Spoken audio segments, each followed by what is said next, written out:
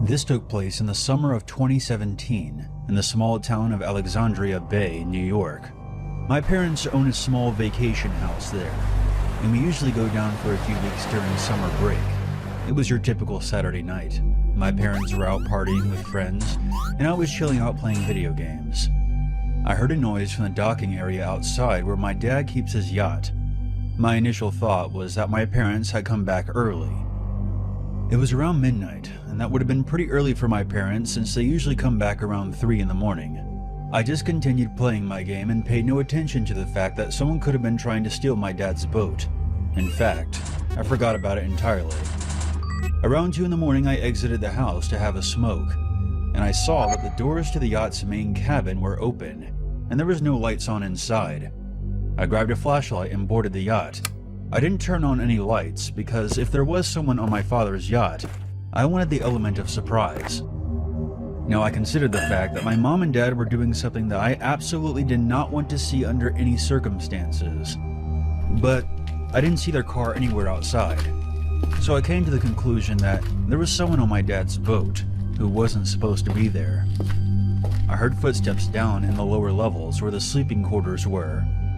At this point, I'm fired up, and I'm ready to teach some asshole a lesson about intruding on someone else's property. I hid behind the wall that separated the cabin area from the kitchen and peered out just enough to see what was going on. Soon after, I saw the silhouette of a man emerge from the stairwell at the opposite end of the room. Now, I had turned off my flashlight, and the only source of light was the moonlight coming through the long window that rimmed around the cabin. Point being is that it was fairly dark, but my eyes had adjusted. I saw the shadow move in front of the long window. It was a slim figure. Now, me being 6'2", 250 pounds, built like a linebacker, I thought I would be able to take this guy on easy. I came from around the corner and yelled, "Hey, fucker!" and lowered my shoulder. I was expecting to knock this guy on his ass, but something strange happened. Now again, it was pretty dark, so I can only speculate, but the intruder somehow was able to jump up and grab onto something hanging from the ceiling and avoid my charge entirely, causing me to hit the wall pretty hard. I flipped onto my back to see the intruder coming towards me with something in his hands. He was seconds away from hitting me or possibly stabbing me, so I had to think fast. I raised my right leg and landed a kick to the stomach. The intruder grunted and stumbled backwards, dropping whatever he was holding. As soon as I stood back up, I saw the figure dart out of the open doors. A loud splash followed shortly after. The intruder had disappeared into the water below. When I turned on the lights, there was a serrated knife laying on the floor of the cabin. I called the police, who came out and investigated, but aside from the knife, they found no traces of the intruder anywhere. I gave my statement and filed a report. My folks came home at a record-breaking 6 a.m., and I decided that I would fill them in on what happened when they woke up. They were in no shape to process this information when they came home, if you know what I mean. Please take care to make sure that everything is locked up tight before you go to bed. You never know when some lunatic may be out looking for a place to crash or to steal something of yours. And also keep in mind that some don't mind confrontation.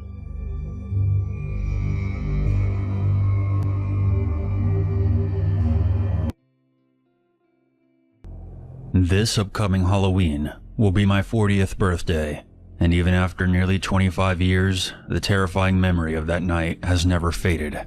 You see, I lost my virginity in a pumpkin patch on Halloween. I know, cliché.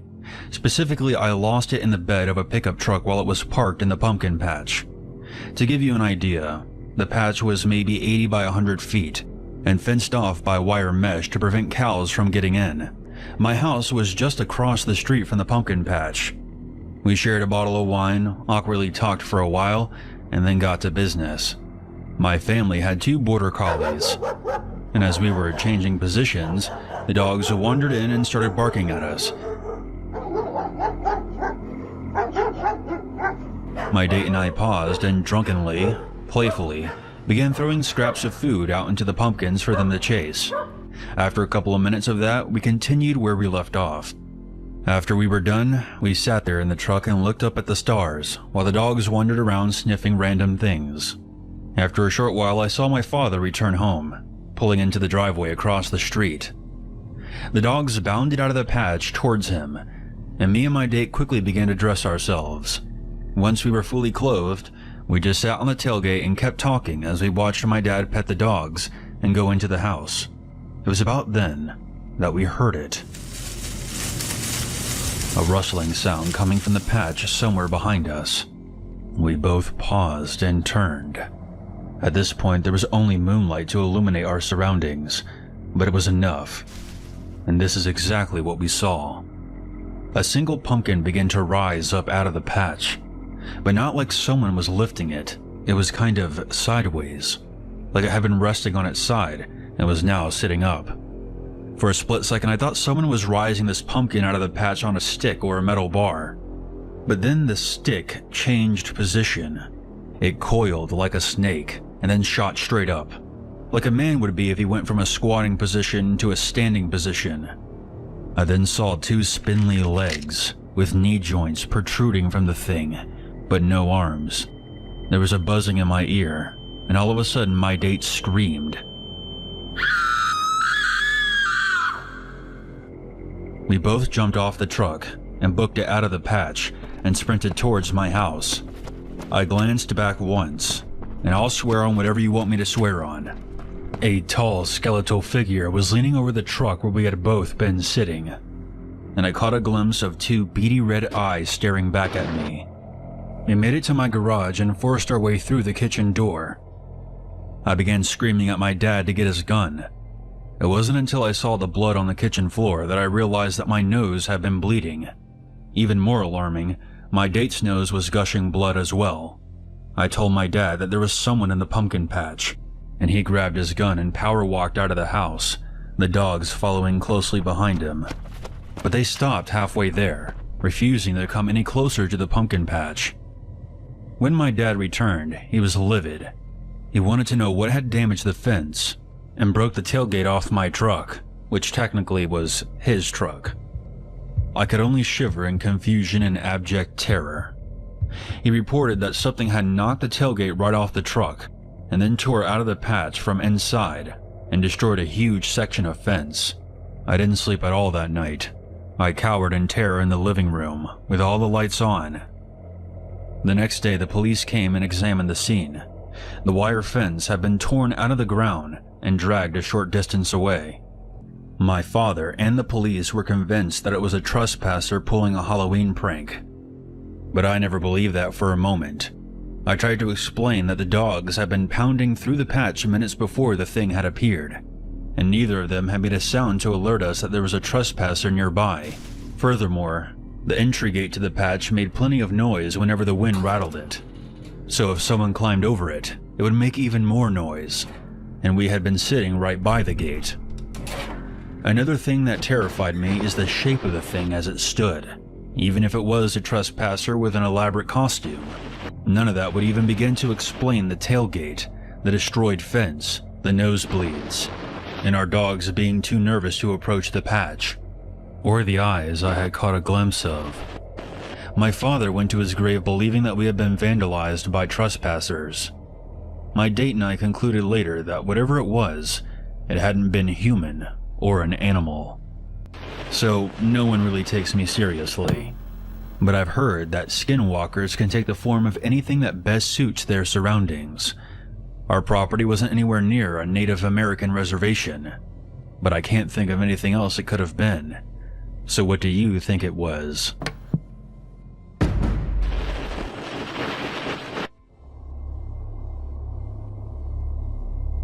I've been a trucker since my mid-20s. I've had many odd experiences on the road. I'm pretty sure that I've come across a couple of UFOs while driving late at night and encountered many strange drivers at times. However, the encounter I'm going to share today is by far the most terrifying and strange experience I've ever had. This happened on a country road in the middle of Kansas when I was 37. The year was 2009.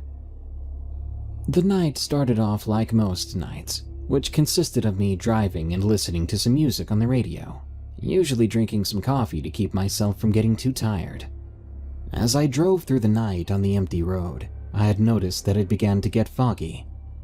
This fog eventually became very thick, and I started thinking to myself whether I should pull over for a while, as I could barely see ahead, or keep driving. I thought about it, and decided to continue on. There were 0 other people so far out driving in the middle of the country, so maybe it was safer than I thought. I still took precaution. I was going slowly, just in case an animal or something were to run across the road. As I continued driving, I started to pick up an odor. This odor was the most foul thing I've ever smelled, and it soon filled the inside of my truck. I quickly closed the windows, but that didn't help. This terrible smell was already inside, and I felt as if I was going to vomit. The smell and the fog became overwhelming. I remember thinking to myself, what in the world could be causing such an awful stench? In that same moment, I felt that unpleasant feeling when you know you're about to throw up. I had no choice but to quickly stop the truck and open the door to empty my stomach. When I was finished, I quickly covered my face, as that horrible smell was still in the air. I closed the door and prepared myself to start driving again. And that's when I noticed something ahead crossing the road. The figure was unmistakably a man, and this man appeared to be limping. Other than his limping, I also noticed that the man was wearing an old white button shirt and black suspenders. I recall thinking to myself how strange and freaky the situation was, and not knowing what to do. I decided that I was just going to ask if he was okay, and if I should call anyone for help. Before I was able to drive up to him, I soon noticed that 4 more people came out from the side of the road, all walking in the same direction as the first man I saw. Each of them were walking in that same odd limping gait, all of them wearing outdated farming clothes. What I found even more strange was the fact that they didn't acknowledge the huge truck that was on the other side of the road. I thought to myself, if these people needed help, then surely they would come to me. However, all of them continued limping across the road, disappearing into the darkness and the fog. I must also remind you we were in the middle of Kansas, so basically the middle of nowhere. Just then, another figure emerged from the darkness and began to cross the road too. However, this figure was far smaller. I soon realized that this was a child. I got out of my truck, but I did not go up to the kid. Rather, I stared at him as he continued to cross the road. This child was also walking in a weird way, and was wearing that old clothing too. Right when he was about to make it to the other side, I said aloud, "Do any of you need help?" The child stopped, turning his head to face me. My heart sank all the way to my feet as soon as I saw his face. I wasn't looking at the face of an ordinary child. I was looking at the face of a corpse. I cursed under my breath and stood there in fear. This thing then let out the most awful scream I've ever heard and began to limp towards me, but at a quicker speed than before. I quickly got back inside the truck and slammed the door shut. In that very moment, I heard even more of those horrifying screams and saw more of these things beginning to emerge from the darkness. I quickly swerved around the kid, speeding out of there as quick as I could. During that whole ordeal, I saw the faces of the other ones that were coming, and they all had the face of decomposed corpses. Once I made it back to civilization, I stopped at a gas station. I just sat there in my truck. My mind and heart were still racing and had no idea what to think. This experience opened me up to many things. I feel like I understand that this world is indeed strange, and there might always be things which we do not understand.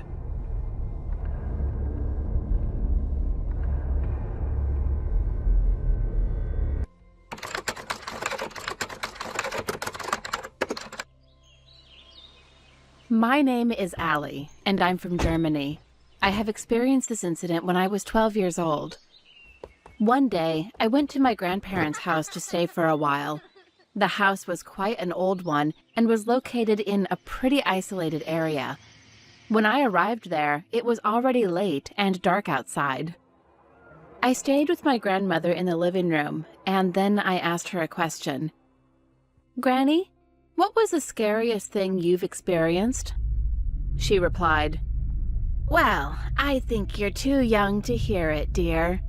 However, I kept convincing her to tell me her story. For your information, my grandma has a backstory when she comes from an old, small village in Turkey where still people ride on horses. Eventually, she began the story. "It's not my fault if you can't sleep tonight."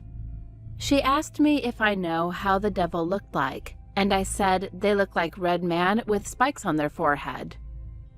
"Well, the devil has a split tongue, and he has only 3 fingers on both hands. The fingernails are so sharp that they could slice the meat almost in half, and the air he is breathing is dead souls."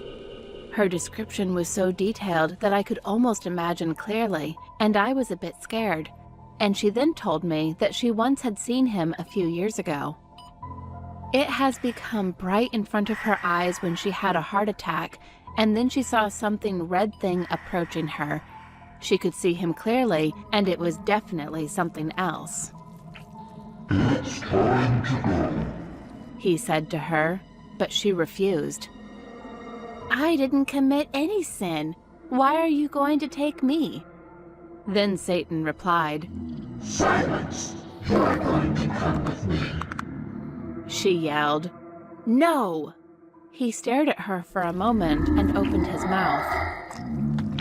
"No one ever told that to me. You are going to regret it later." When he disappeared, my grandma finally woke up from a coma, and she realized that 2 years have been passed. My mom told her that her brother got lung cancer and nearly died. After leaving the hospital, she went to visit him, asking if he had seen something. "That night, I saw a red man, and he said like this, 'She doesn't want to come.'" "So you have to come with me." he replied. After that, my grandma told about him to the whole family. Everyone believed it, except me, who was a little kid. "Granny, I don't remember." "I know. You were pretty young at that time, sweetie." After finishing drinking a hot chocolate, I ended up going to bed. However, I couldn't close my eyes because of the story that my grandma had told me. Then, I suddenly heard someone opened the door that I had locked. There was a clock in the room. When I saw the clock, I could see that it said 4:61 a.m. There is no way that 61 minutes can exist. Something was wrong. I grabbed my phone and turned on the lights. And there he was, the red man, Satan. Being scared, I screamed at the top of my lungs. I immediately hid under my blankets, and that's when I felt a sharp pain on my left arm.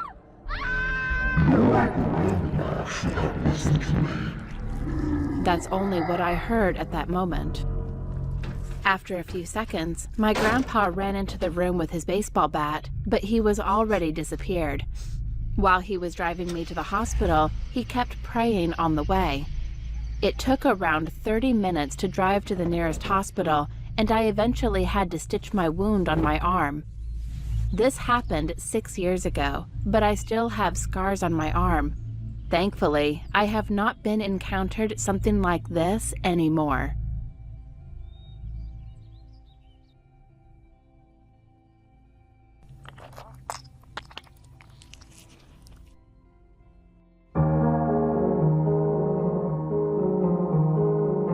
About 13 years ago, I was a second grader in elementary school. It was when it started getting hotter just before the summer vacation, and there was no place for kids to play around. Since the PC room and arcade were far from where I lived, my friends often visited my house, because there was a small river near my apartment complex, a playground, and most of all, there were junk shops around the area. It was not a small shop, but a really large place with a bunch of old cars and electronics piled up. And we used to go into the back door and play when we got tired of playing in the playground. And of course, my mom always scolded me a lot if I got caught by her while playing. Anyway, it was a Friday. It was a holiday for the school anniversary, so I woke up late and went out to meet my friends as usual. But no one was around the street. Jung Ho, who lives the furthest away from my house, was the only one at home. Since his parents went out to work, he was kind of bored being alone. So he came out right away when I called him out. He and I went around finding our friends, but it was in vain. Eventually, we started playing in the playground, but soon we got tired and two of us ended up going to a junk shop. The big junk shop was divided into several sections. Me and my friends used to name the places by section, such as TV, refrigerators, car corners, etc. But that day, he wanted to play in the refrigerator section. The refrigerator section was literally filled up with a bunch of refrigerators, so the height was about a second floor. While we were playing hide and seek in the refrigerator without getting caught by the employees, he suddenly called me saying he found something amazing. And there was a huge silver-colored refrigerator the size of a full-size van. I think it was for storage, but it was just a novelty for the kids at that moment. While we were looking around for a long time, he suddenly said he would go inside. Being scared, I stopped him, but he refused to yield, insisting that he would come out in 10 minutes. He said to wait and see if someone's coming from outside, and then he entered inside and closed the door. I didn't want to be caught playing here and scolded by the employees, so I kept watching, and the sun was going down slowly. Not long after, I heard him asking me to open the door. I felt something strange when he asked me to open, since he'd opened it with his own hands easily until earlier. As soon as I held the handle and tried to open the door, I could notice why he asked me such a weird favor. The door didn't open. It definitely opened well just a minute ago, but it seemed to have some kind of lock system since it was for business use. Eventually, both of us got scared and began to argue for no reason. "Why did you get in there?" "Wait, I'll get the parents. Hang in there. I didn't expect this, okay? Just come back quickly." I'm in big trouble. Shouting inwardly, I ran back to my home, approached my mom who was setting up dinner, and tried to talk about the junk shop. However, I couldn't speak any words. I used to get in a lot of trouble and even was whipped when I got caught by my mom while playing at a junkyard, so it was really scary to tell her the truth anyway. Should I have to tell them? What do I do? I was hesitating to tell them about it for a long time until my dad came back from work and I saw a chicken pack in his hand. And I think it was since then I completely forgot about my friend while I was eating up the chicken. Saturday morning, I woke up and saw my parents preparing busily to go out. The reason is we're going to the valley with my aunt. Excited, I had no more thoughts about my friend.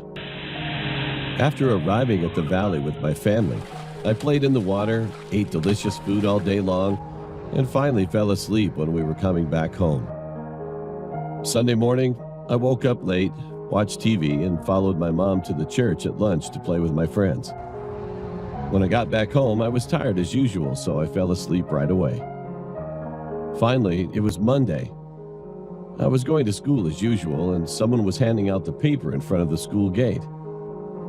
It was Jung Ho's mom. Right, Jung Ho. Only then did I remember him, who I had left in the refrigerator. Oh no, I'm doomed. I turned around and ran to the junk shop. I felt like it was the first time in my whole life that I ran so fast. Anyway, I headed to the refrigerator corner after I arrived at the junk shop. But the refrigerator was gone. I mean, all the refrigerators in that section disappeared, including the big refrigerator. I looked for all the area, just in case I came in the wrong way, but it seemed that all the refrigerators must have been collected. After searching for a long time, I eventually gave up and went back to school. Of course, I was scolded by my teacher since the class was already started, but I couldn't stop thinking about him anyway. What should I do? Should I confess the truth? Who should I talk to? To Jung-ho's mom or to my mom? I've been thinking about it all day, and I've come to the conclusion that I'll get in a lot of trouble if I tell. Jung-ho had already disappeared, and there was nothing I could do anymore.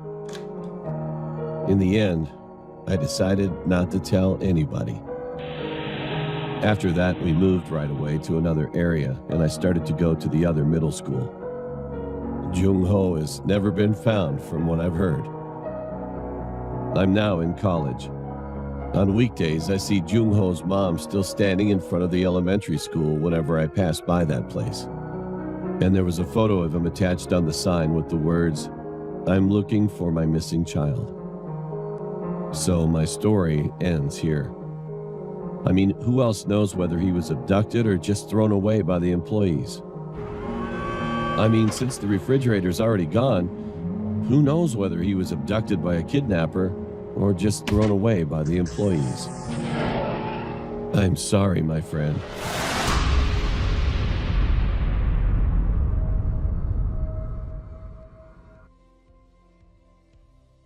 I am currently 19 years old, a high school student.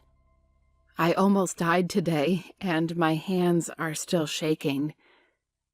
Because of my dad's friend's father's funeral, neither of my parents was at home today, and I was lying down on my bed to sleep around 2 a.m. after putting an online application in university. Before that, I went to the convenience store in front of my house around 11 p.m., and I think I forgot to lock the front door. I could see the front door sensor light turned on through my door that was slightly open. Are they back? At that moment, there was a cough outside, and I instinctively noticed that they were not my parents. I got out of bed right away, closed and locked the door quietly. In case the light would escape outside if I turned on the light, I went under the desk and quietly called the police on my cell phone. I think there's someone in my house. When I spoke quietly but clearly, the police replied that they would send the other police soon.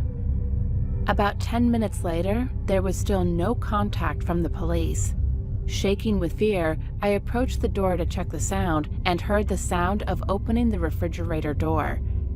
It was certain that someone was in my house. My hands were shaking and my heart was beating like crazy. The person outside started to open the door one by one, but this time he tried to open my door. When he noticed my room was locked, he started turning the doorknob a few times, and it soon became quiet. A few seconds later, suddenly someone knocked on my door. "Police, open the door, please." But I couldn't hear the front door open.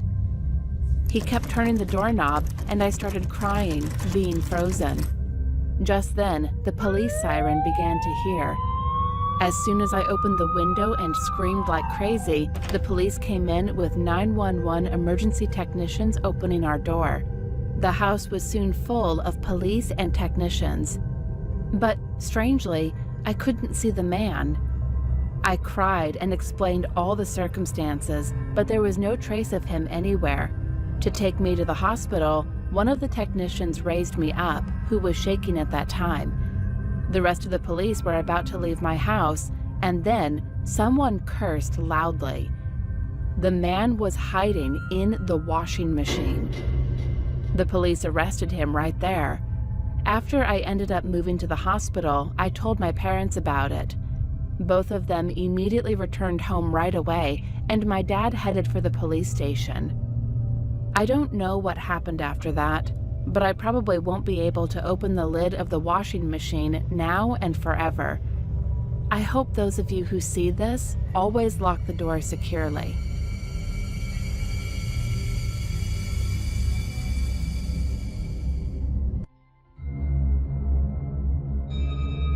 A year ago, I moved into another town. The town was very small and isolated and had a small population. I started going to a small boxing gym, and only a few guests used that gym as well. Whenever I go to the gym, I could see there were about 1 or 2 people. The gym was barely managed and used to smell something weird, like someone's sweat. I learned almost nothing from there for 2 months. The instructor was not always there, and I just go to the empty gym and work out by myself every time. Still, I had no choice but to go there since it was the only gym in the neighborhood. In addition, it was good to use as much exercise equipment as possible. Another advantage was that there were quite a few punching bags in the gym, which were much softer and more elastic than ordinary ones. It seemed to be a kind of luxury punching bag. The instructor always looked at me with a cold eye whenever he meets me, but it didn't matter anyway. All I have to do is just exercise at the gym. Then one day, something happened. Suddenly, the cops came into the gym and started asking the instructor lots of things. It is said that people were constantly missing in this small town. After concluding that the criminal was in the neighborhood, the cops started to look for him, but they were unable to catch him. It was a little creepy for no reason. Well, I'm a strong dude. Thinking like that, I just shook it off. After that, the time has passed. One day, I came out to exercise as usual, then found police cars parked in front of the gym. As I got closer, I couldn't help but be shocked. The instructor was being arrested. The cops blocked me from entering the gym, but I could literally see it. I could see those things through the narrow view. It was the bodies that were being pulled out of the punching bag by the police. The punching bags in the gym contain the bodies of the missing person. The police investigation revealed that the instructor had killed a total of 6 people in the town and kept the bodies in a punching bag to create an alibi to avoid the police. I started to panic after the police interrogation and immediately came up with something. I mean, the feel of the punching bag. I threw up right away. After that day, I've been suffering trauma and eventually quit boxing and moved to another place. However, even now, I can't forget the weird stench of the gym. The smells that I thought were just sweat.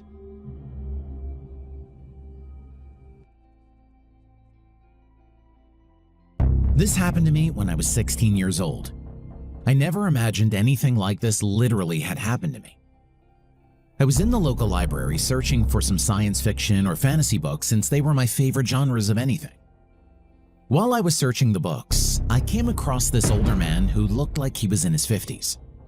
He appeared to be one of the employees, so I asked him where the SF books were, and he said they are in a section which he had pointed to. After I thanked him, then I went over to the area where he pointed at and eventually found a Star Wars book. Being excited, I went to the front desk to rent it and then walked home, which took just a 15-minute. About 10 minutes walking, I looked behind me for no reason and saw a black van kept following me. This made me really uncomfortable. I know that I've always been suspicious of vans, but this specific one that was following me looked just like it had been burned more than 5 times. The van soon caught up to me, and that was a hair-raising experience. When the driver rolled down his window, to my surprise, it was the same old man from the library. I asked him why he was following me, and he answered by saying he just wanted to make sure I got home safely. I know he was lying.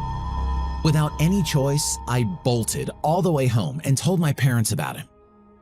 No matter how close the place is, just drive wherever you go. They told me like this, and I thought it was over. However, what really makes this story scary was when I was playing video games in my room after that night. While I was focusing on the games, I heard a knock at the window beside me. And guess who was there? It was the freaking same guy from the library.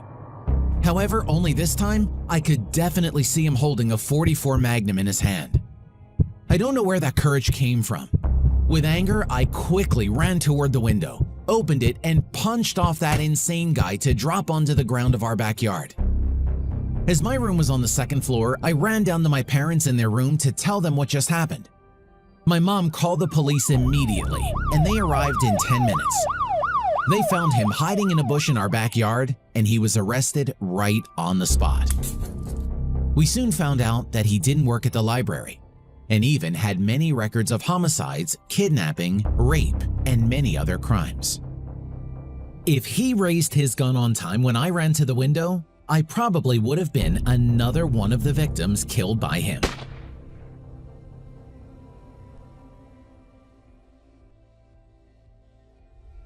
This happened in late September when I was walking with my dog, Bubba. First, I'd like to mention that Bubba is a small Chihuahua mix and weighs about 12 pounds. I'm also a small woman myself. I live in a relatively safe area in California, so I wasn't too worried about walking my dog at night. About a week ago, I was on my way home with Bubba, and I noticed that he seemed visibly upset about something.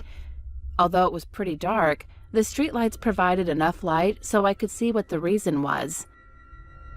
In the distance, a young girl who looked to be around 13 years old was walking toward us. She was dressed in what looked to be a school uniform and also wore black and white striped knee-high stockings and black Mary Jane shoes. And I could see that she was shorter than me. Bubba was getting more aggressive, barking and growling. Since he has never acted like this before, this made me feel like there was something off about this girl. I looked closer, and that's when I noticed her unusual posture. She appeared to be limping with her head down, and it occasionally twitched every 5 seconds or so.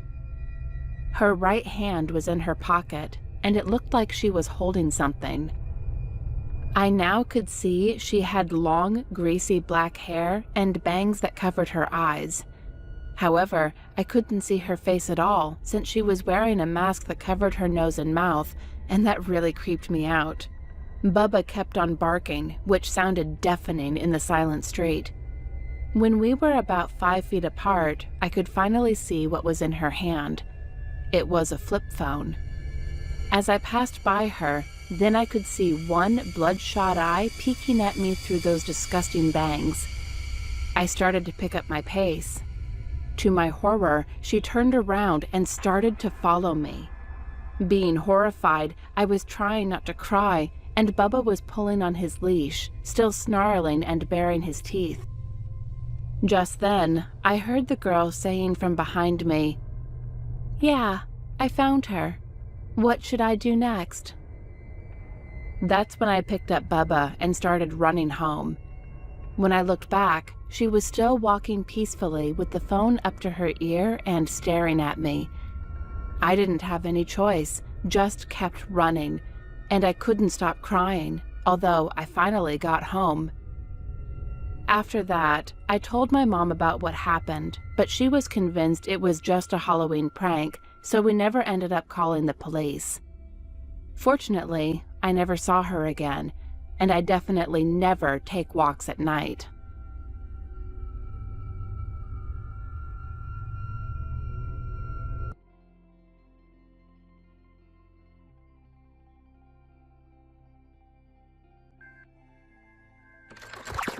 When me and my best friend were younger, we would ask our babysitter to take us to the school playground at night so we could play hide and seek. We lived in a small town where everyone knew everyone, and we were friendly with one another. So this wasn't abnormal or dangerous, at least not at the time. One night we went over past our bedtimes, but our parents were cool and let us stay up to play hide and seek. At one point, I was trying to find my friend and my babysitter. As I looked for them, a car slowly drove by the playground. Their lights were off and the windows were tinted. I watched them as they drove by and felt as though they were watching me. When they were out of sight, I instantly forgot about it and went back to seeking. It came to be around midnight, and our babysitter thought that it was about time to go. Of course, we begged to stay a little longer, but he said it was late. We started to walk up the hill that was behind the school. We then all heard a car behind us, and we look over to see the same car driving on the grass towards us. My babysitter instantly grabbed both of us and threw us over his shoulders and started running towards the bushes that cut us off from the other street. The car started to speed up, and so did my babysitter. When we got to the bushes, my babysitter forced us through and up a metal fence behind them. I ended up getting cuts everywhere, but worst of all, I cut my leg on the fence and was bleeding badly. I could hear the driver of the car calling out to us, asking in a kind voice, "Where are you?" Then, in a serious and scary voice, "I know you're in there. I'm gonna find you."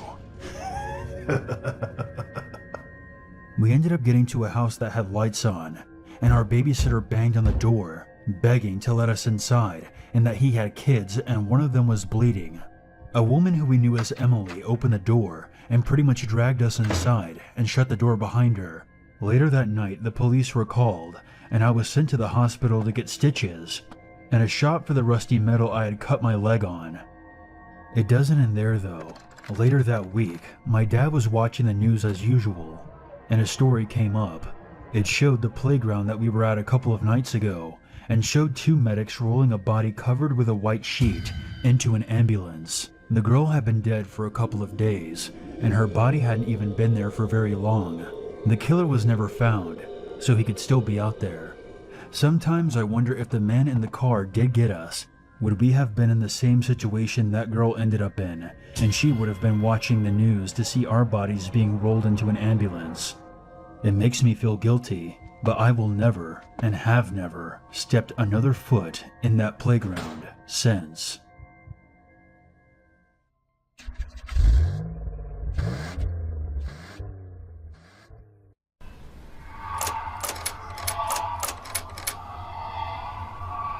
This incident happened when I was a sophomore in high school. My parents got a job in the countryside, so I was left alone in the city. I had to live on my own, so they ended up renting a small flat corridor apartment for me. For the first few days, I felt free to be myself, but also a little scared since it was my first time living alone. I felt a chill in the house somewhere, and I sometimes opened my eyes at daybreak after I moved in. For your information, I rarely woke up at dawn when I lived with my parents before. Another day, when I looked at the clock attached to the room, it was often pointed at 2 a.m. Sometimes I woke up at 1:50 or 2:10. Anyway, it was always close to 2 a.m. At first, I thought it was just nothing and fell asleep again. But it kept happening again for about a week. On that day, I opened my eyes around 2 a.m. as usual. Oh shoot, it happened again. Thinking like this, I tried to fall asleep again, but I couldn't fall asleep at all, rolling my eyes vacantly. At that moment, I heard the sudden sound of shoes in the hallway. Because the next side of my room was the hallway and my bed was attached to the hallway, so the sound was very clear. From the elevator, he was coming toward my house. But at the moment, the footsteps gave me a sense of chilling for some reason, and I began to feel anxious that the destination would be my house. And eventually, the sound of shoes just exactly stopped right in front of my house. Shortly after the sounds of its footstep, I suddenly heard the slide of the front door lock goes up. My door lock has numbers, and when you open the slide, you press the number and close the slide. Then the door opens. So someone was literally trying to open my door. It slowly began to press the numbers one by one. I was so scared that I put on my blanket and shouted inside, "Please don't open it! Please, it's not 7 numbers!" My apartment password was 7 digits, so I started to get terrified. I couldn't move because my body was frozen in that state, and if I moved just a little, someone outside would be excited. It slowly pressed the 7-digit number and slid down the slide. At that moment, my heart sank and I felt like I was about to die. Fortunately, I heard a sharp warning. It meant the number was wrong. Thank God. But as soon as I heard the warning, it opened the slide again and pressed the number faster than before. When it got it wrong again, it pressed the number frantically. It was incomparably faster than when I pressed my password as fast as I could to go to the bathroom in a hurry after I came back from school. As the number kept getting wrong a few times, the door lock machine automatically recognized that it was an error and stopped. The outside was calmed down for a long time, so I took a breath and got out of my bed quietly. As soon as I was about to get out of bed to drink a cup of water in the kitchen, something suddenly crossed my mind. Why can't I hear the shoe sound? Is he still out at the door? And at that moment, again, it began to press the number roughly again. Come to think of it, it might have known the fact that it would work again shortly after the machine stopped, so it just waited in front of the machine. At the moment, I got goosebumps. So I ran to the front door, put a chai, and jumped back into bed. The moment I just put on my blanket, the outside suddenly calmed down again. It didn't press the number even though the machine didn't stop. Is the door opened? Shaking in anxiety, I lifted the blanket slightly, but there was no one. And as soon as I was relieved, I heard a little sound from the back of my head. To be exact, it was from under the bed. You didn't think I'd make it, did you? Did you? Did you? The moment a woman's whispering voice came into my ears, I realized it was sleep paralysis. In that state, I think I fainted without moving my body once. The next morning, I opened my eyes and went straight to the front door. Fortunately, the door was locked, and the chain above it was fine also. I opened the door and looked out just in case, but there was no one there. This time, I looked at the password slide, and it seemed fine on the outside. However, the moment I opened the slide, I felt like I almost fainted. The numbers corresponding to my apartment's password among the number plates were all scuffed as if they were scratched by a knife or something. I immediately told my parents about this, and it seemed they were worried about me, so they came right away to see me. They were also surprised to see the scratched number plates and ended up heading to the security office to see if there were any CCTV records taken at that time. However, no matter how hard we looked at it, we could not see anyone wearing shoes or unusual. There were 5 people in the CCTV, but all of them were residents of the apartment. Eventually, the door lock was replaced with a new one, and my parents stayed at home for a few days and went back again. After that, I gradually didn't wake up at dawn. I haven't believed in any unusual phenomenon in my life, but I could say it was definitely strange after experiencing them for the first time. Even now that I think about it, I think I'm getting goosebumps.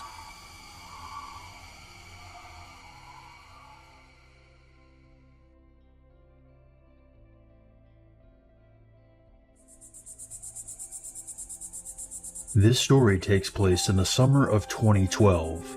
I'm a male, and I was 25 at the time.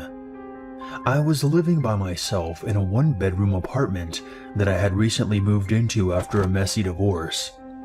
It wasn't fancy, but I was pretty proud and happy to be living on my own once again. My apartment was located in a suburban part of the city that I lived in Missouri. One night, I had finished a closing shift at a local restaurant where I was an assistant manager. It was around midnight, and I was looking forward to a night of Comedy Central and beers. Seeing how my schedule rendered me a night owl, I returned to my apartment, took a long shower, and turned on the TV after opening my first cold one. I stayed up till around 3 a.m., watching stand-up comedy and drinking. I eventually turned the lights out and left the TV on as I drifted to sleep. Now, to give a visual, my apartment was on the second floor. The only window was in my bedroom, and there was a sliding glass door in the living room that led to my balcony. The front door led directly outside, and there's no way of seeing out that particular side other than a small peephole in the door. Around 4 in the morning, I was suddenly awakened by a frantic pounding at my front door. I'm talking constant beating that seemed like someone was trying to break the door with their fists. I immediately sprung up from the couch and ran to the door, wearing only a pair of basketball shorts. I looked out my peephole, and there was a silhouette by the orange glow of the security light. The figure looked to be that of a small girl. I freaked the fuck out, but I thought that maybe she was in some kind of trouble. Here's where I made a big mistake. I slowly and quietly unlocked the door to investigate. She then immediately turned the doorknob and threw her body weight into the door, forcing it open, and me against the wall. The only light on at the time was from my TV, and the next thing I knew, this girl was stumbling into my apartment like a zombie. I quickly turned a light on to see a dark-skinned, dark-haired girl, probably in her late 20s. She was about 5'4", maybe about 110 pounds, soaking wet. She wore a tank top and shorts. I'm not a big guy. I'm around 5'10" and 155 pounds, but I arrogantly consider myself physically superior to her. She turned towards me, and her eyes were closed. I immediately grabbed her by the arm, saying, "What the hell are you doing? This is my place, and you need to leave." She replied, "I have to come in. I'm cold." Now, mind you, it's the middle of August, and well, not cold at all outside. After I got a hold of her arms, I was amazed at the strength that she had. I was trying to imagine what was going on with her. I managed to get around behind her and pin her arms back, and attempted to drag her out of my apartment. I was in no position to call the cops, seeing how my hands were full, and I had no idea where my phone was. As I began to drag her out, saying, "You need to leave now," she flung her head back into my face, bloodying my nose and lip. I maintained my composure and went outside to ask my neighbor for help. The only problem was that my nearest neighbor was directly across from me, and their door was wide open, and the other surrounding apartments were vacant. She remained in my apartment, just standing there, facing me with her eyes closed. She yelled, "Come in here." I replied, "Okay, I guess I will." I re-entered my apartment, and this time a little angry but mainly just confused. I once again grabbed her by both arms, blood streaming down my face and neck. This time I wasn't letting her fight back. I dragged her outside, and she put up a little resistance. I took her inside the apartment across from me, believing this was where she lived. After all the other apartments around me are empty. There appeared to be a tall, skinny Caucasian man passed out on the floor. I called for him, and he just moaned. After she was inside the apartment, I sat her down, and I figured that I would be a gentleman and introduce myself. "My name is Jonathan, and you are?" She just shouted, "I'm cold." I ran back inside my apartment and locked my door. I found my phone between the couch cushions and called my apartment manager. The manager lived in the complex and had given me his cell phone number in case of an emergency. After telling him what happened, he seemed just as shocked and angry as me, and he said that he would handle it. Next thing I knew, about 3 cops, an ambulance, and the fire department were lining my street, lighting up the whole block. The police knocked on my door and took my statement, while the apartment manager fixed me an ice pack for my busted face. I declined medical attention, as well as pressing any charges, seeing how whoever this girl was, she was not of sound mind when she did this. The police told me that she was under the influence of alcohol, and who knows what else. She ended up going to the hospital, and I never found out what happened with the man passed out on the floor. Naturally, I didn't sleep for the rest of that night, and all I can say is, crazy, druggy sleepwalker, let's not meet again.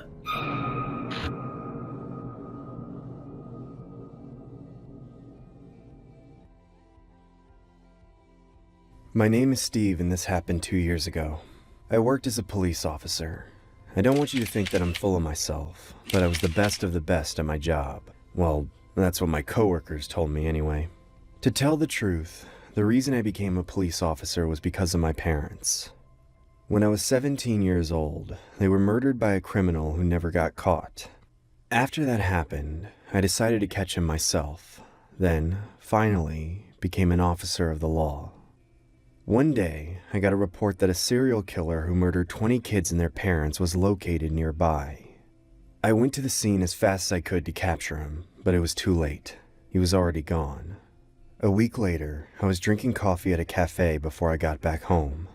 About 5 minutes after, I got a sudden call from my wife who was at home at the time with the children. There's someone in the house with a knife! She told me to come as quickly as possible, and I told her to lock herself in any room with the kids until I got home.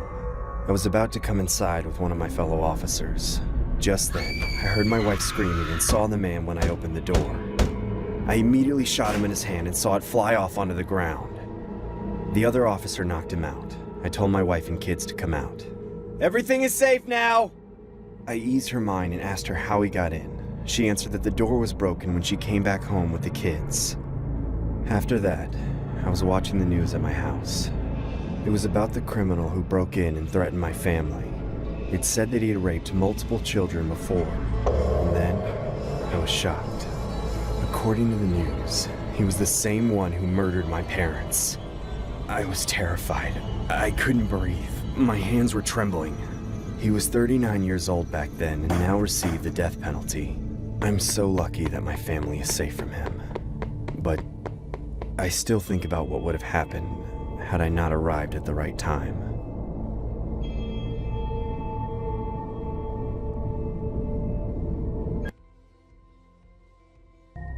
There are two types of people who work at McDonald's, or fast food places in general.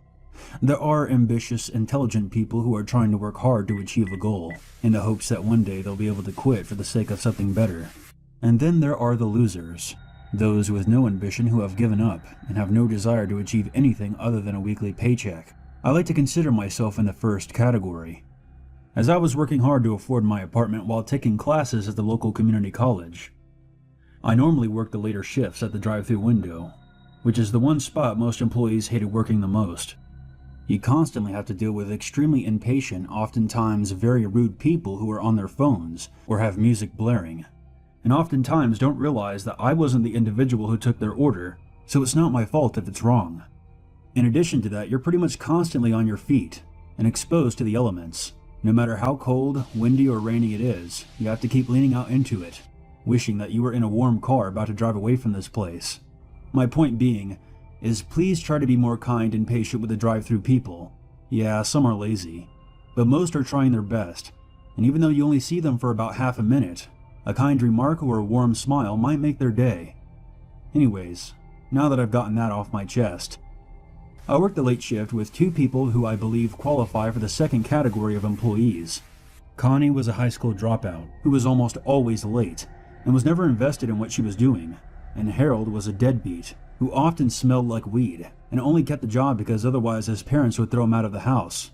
He was 32 years old.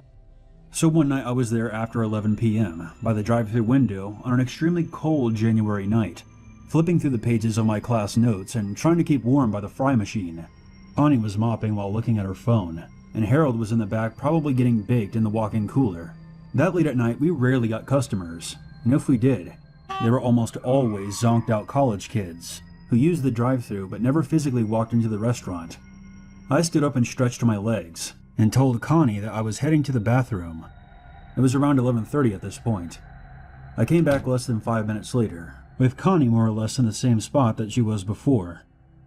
I walked past her and turned the corner to return to the window, and froze dead on my tracks. There was a bald man in white face makeup and a black hoodie standing directly outside the window staring in. His eyes were wide, with a blank expression that read, "What kind of trouble can I create?" The figure made direct eye contact with me and smirked, and slammed his palm against the window. I had no idea what to do, and inside my head, the words, clown, mime, psychopath, danger, and death all exploded like fireworks. The window was already shut and locked to protect myself from the cold, but the doors were all unlocked, and this person could easily walk right in and grab any one of us if he wanted to. In my head, I kept referring to it as he, but honestly, I had no idea what the gender was. The outfit and makeup made the stranger look androgynous. Open. Drawing out the word like a snake. Now, even if the figure wasn't dressed like that, I was under no obligation to open the window. It's unlawful to serve walk-ups at the drive-thru window, certainly for their safety, but also for ours. I shook my head and backed away. I called over my shoulder, "Lock the doors." The whole time, this figure didn't break eye contact with me, and to the best of my memory, I don't even remember it blinking. It drew back its lips in a sinister smile, and I shit you not, its gums were black. I don't mean I was too far away that I couldn't see clearly. I mean its gums were as black as licorice. Open. It hissed again, louder this time. Its other hand slammed against the window, and it licked its lips with its tongue. Open. That's when a third hand slammed itself into the window. A left hand, and it was just as pale and as skeletal as the other two. I lost my shit. "Holy shit! Call the cops!" I screamed, and ran back into the office, which was the only room with a locking door and no windows. I heard Connie scream, "What the fuck?" And she dropped her mop and flew across the room and made for the back with me. All the yelling attracted Harold, and I shoved past him into the office and told him to look at the security camera. Sure enough, the white-faced creeper looked to have 3 hands on the window and was tilting its head back and forth, perhaps trying to discover where I ran off to. We locked the office door and called the cops, explaining to the operator that there was at least 2 prowlers outside acting in a threatening manner towards us. I kind of expected it to be over after I called the cops. If it was a prank, they would run once they realized they scared me enough to call 911. But it didn't end there. We watched as the figure left the drive-thru window, circled the building, and made for the restaurant door. "Is there a second one? Look for a second one," I panicked while still on the phone with the operator. Connie was freaking out, and Harold was muttering something about not getting the police involved, likely because he was carrying weed. That's when the power went out. Everything. Cameras, lights, phone, the whole building went down. And barely 10 seconds after we all quieted down after shouting at each other in the dark, we heard footsteps in the dining room area. "Connie, did you lock the doors?" I whispered. She didn't reply. I think she had her hand pressed over her mouth. Open. We heard a voice call from outside the room in the dark. Open. The shout came at least 3 more times, circling from the kitchen to right off the hallway where we were hiding. I was convinced I was about to die, and every decision I had made in my life that brought me there was flashing before my eyes.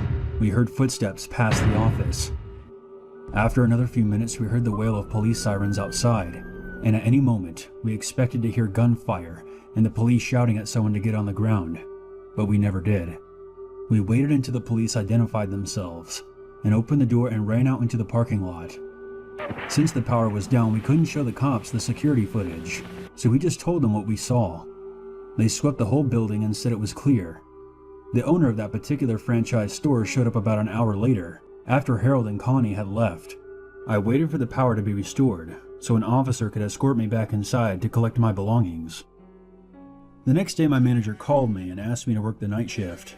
I asked him if the creep from last night had been caught, when he said, "There was no creep." I told him I quit and hung up the phone. This story is completely true. I have no idea what caused the power outage, which apparently erased all the security footage from the day. Without proof on video, my manager and the cops concluded that it was an elaborate prank, but that third hand still bothers me to this day, even more so than its hungry, inhuman eyes. Sure, it could have been a prank, but I wish someone would just confirm that for me, so I can sleep again. Keep your windows locked at night, and if you hear someone tapping from behind the curtains, don't open them.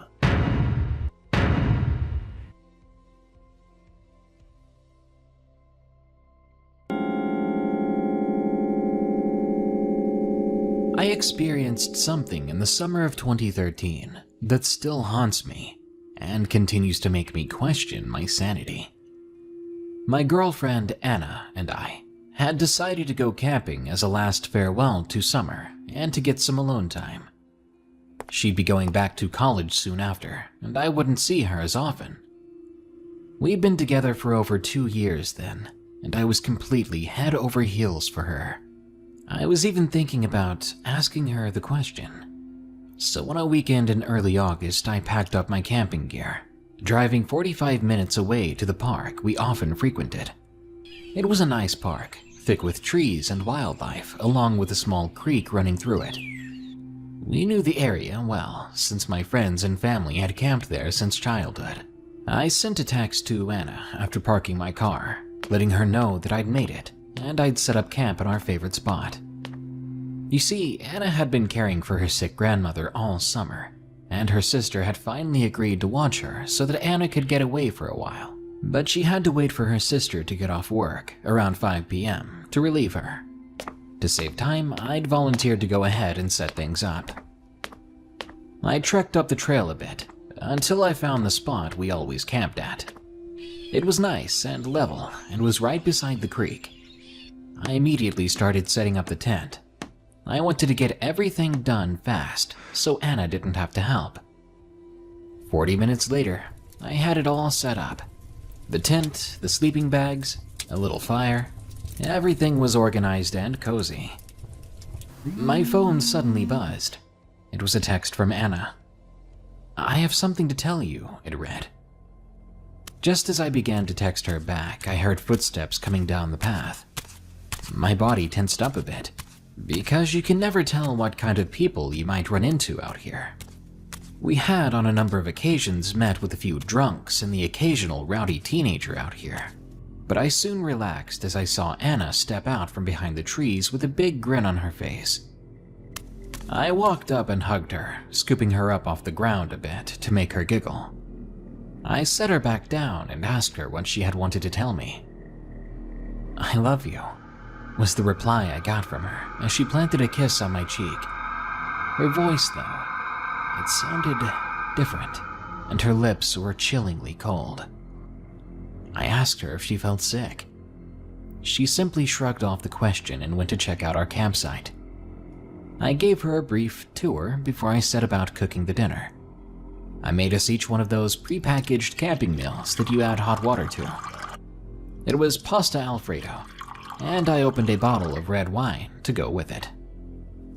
We sat around the fire, eating, while I tried my best to entertain her with some funny stories.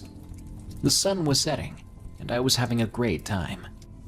I watched the shadows dance off of her and the surrounding trees. I listened to the gentle motion of the nearby creek.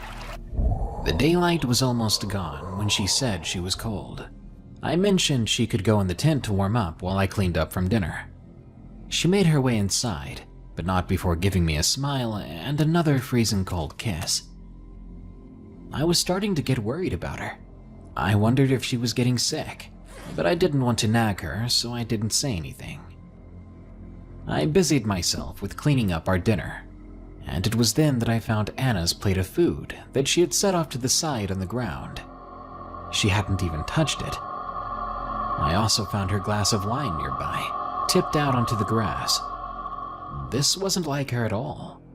That girl loved food, and that particular wine was her favorite. At this point, I was more than a little worried, so I headed into the tent to ask her if she was feeling sick, and to suggest that we pack up and get a motel for the night. But when I unzipped the tent and crawled in, I found her sound asleep in her sleeping bag. I contemplated waking her up so we could leave, but she looked so relaxed that I decided against it. I went back outside and finished cleaning up camp, putting out the fire before I laid down next to her in my own sleeping bag. I had had a bit too much wine, and I fell asleep quickly. Morning came soon enough and filled the tent with a soft glow as I listened to the birds singing outside. Anna was still sound asleep, so I decided to get up and start some breakfast. 15 minutes later, I was admiring the meal I made. Well, as much as one can admire slightly runny scrambled eggs from a pouch. I poked my head back into the tent to tell Anna that breakfast was ready. But that's when things got even weirder. Anna wasn't there. I didn't think it was likely that she could have left the tent without me seeing her. But maybe she had done so while my back was turned. I waited for a bit, figuring she stepped out when nature called. About 15 minutes passed, and I was starting to get worried. I walked to the edge of the campsite and called out for her, but there was no response. I walked to the trail and called out her name as I walked up and down the path each way, but still nothing. I went back to the campsite and checked the tent, but it was still empty. I searched for her belongings, but that's when I realized she hadn't brought a thing with her.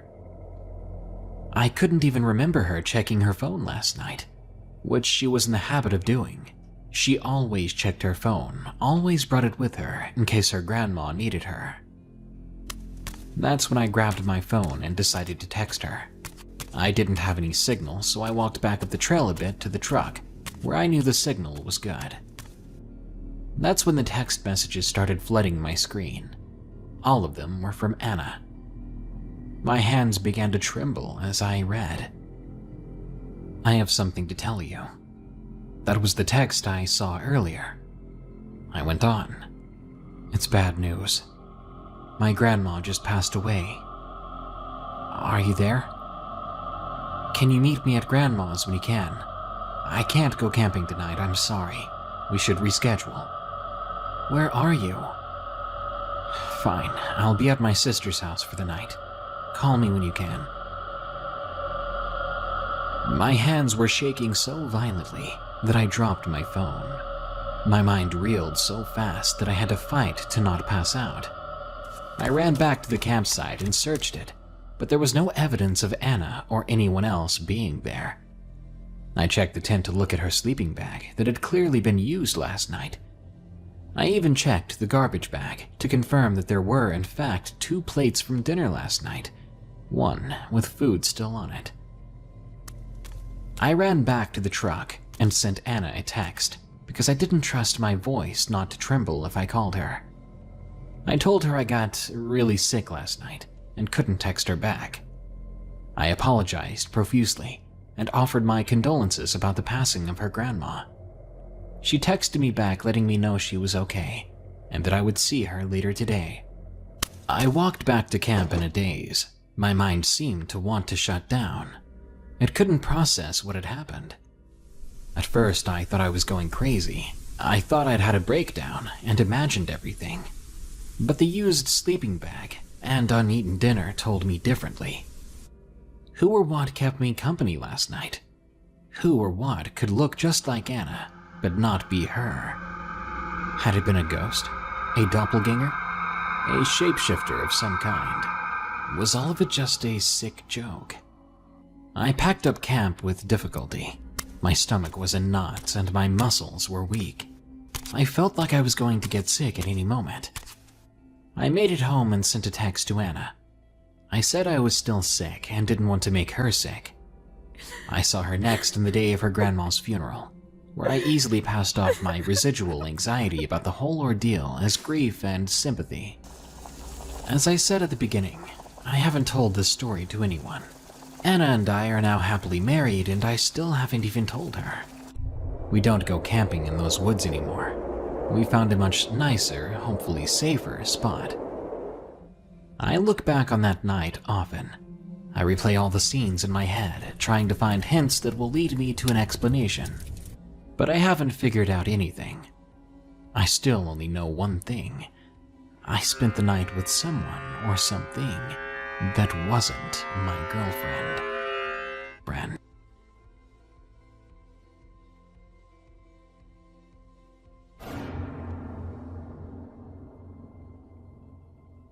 With it only being a couple of weeks before Halloween, it's reminded me of a story that happened quite a while ago. It was Halloween night and I was around 7 years old just having fun trick-or-treating. There was a house nearby that was said to be abandoned because the owner had moved out. However, no one knew the reason why. I was with my dad and a couple of friends. When he got an important business call, we all decided to go knock on that house's door. So we walked up to the house, and you could tell that it had been abandoned for quite a while now.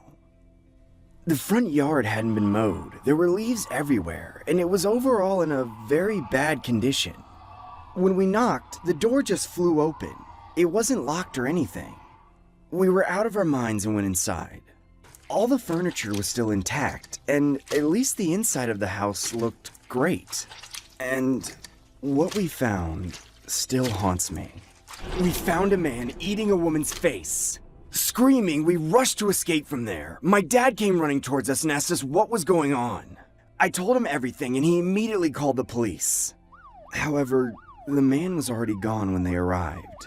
To our surprise, the woman's lifeless body was still lying there. We later found out that the house wasn't actually abandoned.